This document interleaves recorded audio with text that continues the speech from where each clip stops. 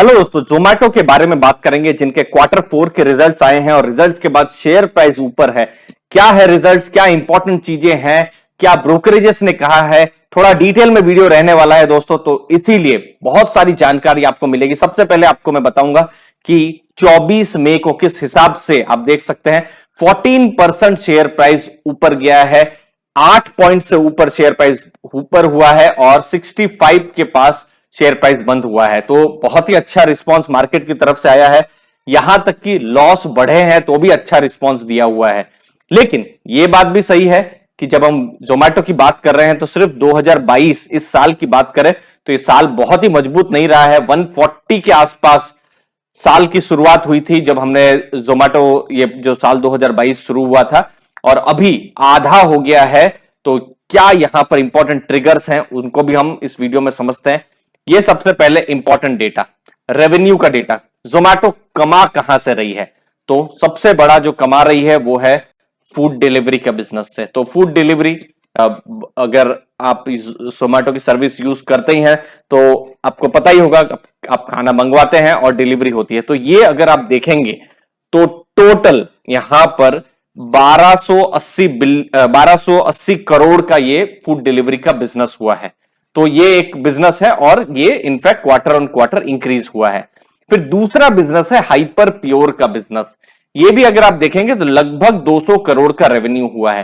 Hyper pure business क्या है? जैसे रेस्टोरेंट है तो रेस्टोरेंट को रॉ मटेरियल्स चाहिए तो वो किसी भी वेंडर के थ्रू में वो मंगवाते हैं, लेकिन जोमेटो हाइपर प्योर के जरिए जो रॉ मटेरियल्स है वो रेस्टोरेंट्स को भी पहुंचाता है। तो ये एक बिजनेस है। तो यहां पर ओवरऑल पिछले साल क्वार्टर 4 में देखेंगे तो और अभी आप देखेंगे तो ग्रोथ यहां पर बिल्कुल हुआ है, 67% का ग्रोथ हुआ है। लेकिन अभी भी एबिटा या मैं कहूं अभी भी जो रेवेन्यूज तो ठीक है अभी यहां पर आ गए हैं, लेकिन वो प्रॉफिट्स नहीं आए हैं, या मैं कहूं कि जो earning before interest tax depreciation है, एमोर्टाइजेशन है, वो अभी तक हुआ नहीं है। वो भी अभी आपको नेगेटिव में ही देखने को मिलेगा। तो यहां पर उनके खर्चे भी बहुत है और वो उस हिसाब से अभी इन्वेस्टमेंट अभी कर रहे हैं, जिसकी वजह से ये जितने भी इनफैक्ट एबिटा प्रॉफिट्स ये सब अभी तो बिल्कुल भी जोमेटो में आपको देखने को नहीं मिलेंगे। आप फूड डिलीवरी में भी देख सकते हैं यहां पर लॉस है, फिर हाइपर प्योर में भी लॉस है। तो ये सब बिजनेस में अभी फिलहाल वो ग्रोथ कर रहे हैं। दूसरा है ग्रॉस ऑर्डर वैल्यू कितना रहा है कि लोगों ने खाना मंगवाया तो कितना का खाना मंगवाया, तो ये ऑल टाइम हाई हुआ है। तो ये एक पॉजिटिव चीज यहां पर आप देख सकते हैं कि जो भी ऑर्डर हुए हैं उनकी क्या वैल्यू अभी तक जोमेटो की रही है। ये सब ऑर्डर्स को आप मिला सकते हैं तो आप देख सकते हैं 58 बिलियन की ये ऑर्डर वैल्यू रही है।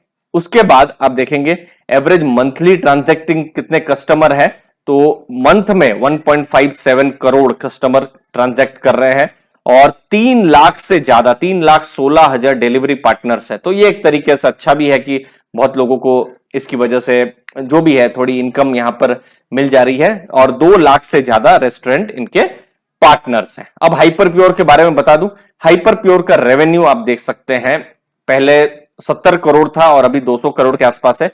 ठीक है, अभी एबिटा नहीं है, लेकिन अगर रेस्टोरेंट को कुछ भी मंगवाना है, जैसे उनको फ्रेश वेजिटेबल्स मंगवाना है, तो ये हाइपर प्योर के द्वारा मिल सकते हैं। तो एबिटा मार्जिन अभी भी लॉस में है, लेकिन वो जो मार्जिन हैं वो एटलीस्ट अभी थोड़ा सा इंप्रूव हो रहे हैं। जैसे यहां पर आप देख सकते हैं यहां पर थोड़ा सा इंप्रूव हो रहे हैं। तो अभी ये सब नंबर्स को आपको ध्यान में रखना है दोस्तों। तो अभी जोमेटो की बात करेंगे तो उनका फोकस है कस्टमर्स पर कि कस्टमर को कैसे अच्छी सर्विस दी जा सके, बिजनेस ग्रोथ पर, और कैसे अब प्रॉफिट इंक्रीज किया जाए और जो बर्न है, कैश बर्न है, उसको कम किया जाए और स्पीड और क्वालिटी जो है, जो एग्जीक्यूशन है उसकी बढ़ाई जाए और अच्छा किया जाए। इनकम की बात करें 1350 करोड़ की क्वार्टर 4 में इनकम रही है और फाइनेंशियल ईयर 22 में इनकम 4687 करोड़ की रही है। तो ये इनकम के डेटा है, कितना कमाया है उन्होंने, पूरा रेवेन्यू कितना किया है। जैसे 4687 करोड़ का रेवेन्यू किया था और पिछला जो फाइनेंशियल ईयर ये जो कोविड वाला था FY21 2118 करोड़। तो रेवेन्यू तो बढ़ी है लेकिन लॉसेस भी बढ़े हैं। अभी आप लॉस देखेंगे, इनफैक्ट पिछले बार 816 करोड़ के लॉस थे, इस बार लॉस बढ़ के 1222 करोड़ हो गए हैं। और जो 3 गुना लॉस की बात चल रही है, जैसे क्वार्टर 4 में, जैसे पिछली बार 134 करोड़ के लॉस थे तो अभी 360 करोड़ के लॉस हो गए। तो इसीलिए जोमेटो एक बहुत जरूरी है जो भी इन्वेस्टर्स देख रहे हैं उनको अपना रिस्क एपिटाइट समझना है। अब ये वीडियो जितने लोगों तक पहुंच रहा है सबकी रिस्क एपिटाइट अलग है। आपकी रिस्क एपिटाइट हो सकती है कि आप बहुत ही लो रिस्क टेकर हैं, आपको डिविडेंड स्टॉक, कंसिस्टेंट स्टॉक चाहिए, तो जोमेटो शायद आपके लिए नहीं है।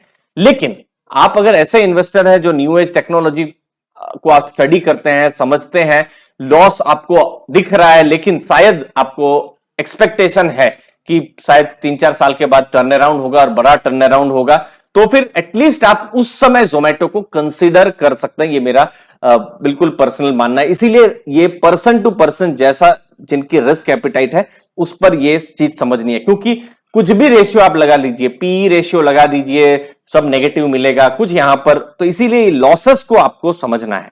अब मैनेजमेंट का भी क्या फोकस है, रिड्यूस करना है लॉसेस को। तो लॉस तो बढ़ गए हैं, अब लॉस भी कंपनी क्यों कर रही है? क्योंकि कंपनी एक्सपेंसेस ज्यादा कर रही है, रेवेन्यू कर रही है, उनके खर्चे भी बहुत ज्यादा है। आप देख रहे होंगे कितनी सारी उनकी एड आती रहती है, तो वो सब भी उनके खर्चे हैं।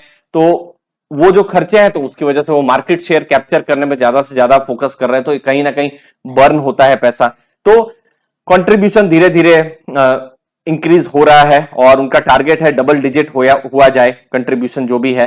फिर मंथली ट्रांजैक्शन जो है कस्टमर का ऑल टाइम हाई है, ये एक पॉजिटिव आप मान सकते हैं। डिलीवरी कॉस्ट अभी बढ़ा है फ्यूल प्राइस की वजह से, लेकिन शायद फिर से कम हो जाए क्योंकि अभी गवर्नमेंट ने फिर से जो ड्यूटीज है कम की है, तो वो भी अभी पेट्रोल के भाव भी कम हो जाए। दूसरी चीज है ब्लिंकिट पर भी उनका फोकस है, बहुत ही नया बिजनेस है जहां पर जल्दी से आपके घर में कुछ खाना 10, 15, 20 मिनट में आ जाए, तो ये भी एक बिजनेस है। तो ब्लिंकिट पर भी उनका फोकस है। ब्रोकरेजेस बिल्कुल पॉजिटिव लगे। जेपी मॉर्गन 130 का उन्होंने टारगेट दिया है, सिटी 80 का टारगेट पॉजिटिव लगे। मॉर्गन स्टैनली ने कहा कि बेटर आउटलुक है Q1 का, कंपनी सही डायरेक्शन में जा रही है। यूबीएस ने 130 का टारगेट दिया है, लेकिन ये सब टारगेट दिए हैं ब्रोकरेजेस ने, तो इसका मतलब ये भी नहीं है कि सब टारगेट आ जाएंगे। आपको बस अपनी रिस्क को देखना है। आपको चूंकि अगर ये लॉस मेकिंग बिजनेस है, अगर ये टर्न अराउंड होता है, क्योंकि बहुत सारे लॉस मेकिंग बिजनेस अच्छा बिजनेस करके टर्न अराउंड भी हुए हैं, जैसे भारतीय एयरटेल हुआ या स्टेट बैंक ऑफ इंडिया हुआ, तो टर्न अराउंड होकर अच्छा रिटर्न भी दे सकते हैं। तो ये एक चीज है।